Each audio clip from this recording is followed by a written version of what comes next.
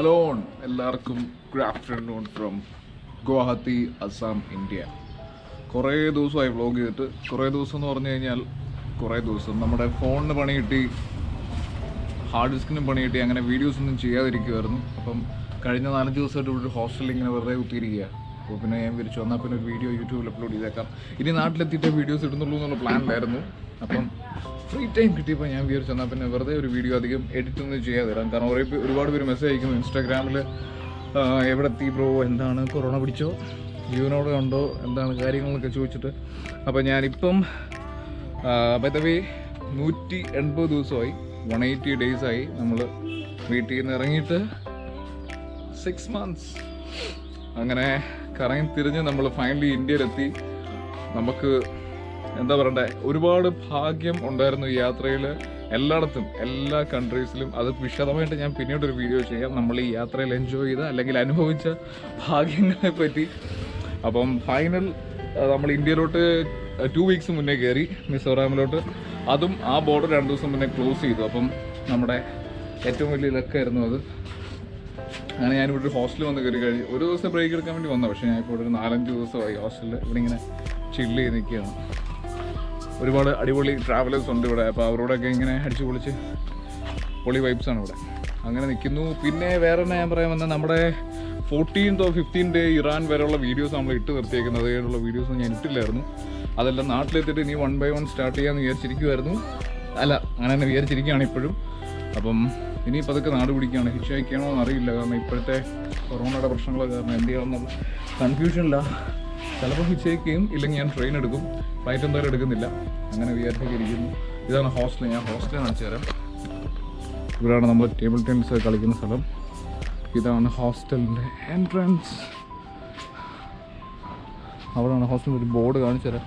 ഒരു അടിപൊളി നൈസ് സ്ഥലമാണ്. ഇവിടുത്തെ പട്ടി. ഇത് ഹോസ്റ്റലിൻ്റെ ഓൾ ഇൻ ഓൾ. ശിവ മലയാളിയാണോ? നാട്ടിലെവിടെ? നാട്ടിക്ക് പക്കത്തില്ല. ശിവ വീട്ടിൽ നിന്ന് ഇറങ്ങിയതാണ്. വീട്ടിലെ അമ്മയോട് പോയി സൊന്നി ഇപ്പൊ ട്രാവൽ ചെയ്തോണ്ടിരിക്കുന്നു.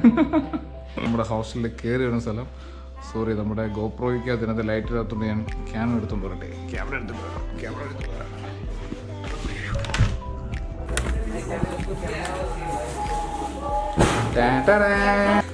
ഇതാണ് നമ്മുടെ ഹോസ്റ്റലിലെ കാഴ്ചകൾ. അടിപൊളി ആർട്ട് വർക്കൊക്കെ ഉണ്ട്. പിന്നെ ഇവിടെ 2 പേരിരിക്കുന്നു. മജൂളി ഇവിടെ അടുത്തുള്ള ഒരു ഐലൻഡാണ്. വായിക്കാൻ പുസ്തകങ്ങൾ. Okay, where is your drawing?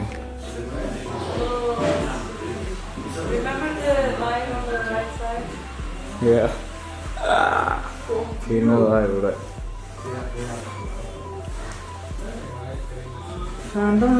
ഇതാണ് നമ്മുടെ room. Brahmaputra. Which one? Yeah, please check out my Tinder account. It's a video. Yeah, it is a video. Yeah.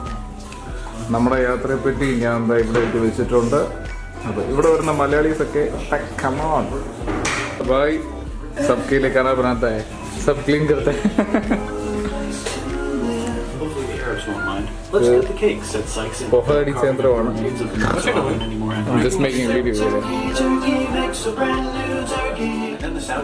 Maybe not war. Yes, it's the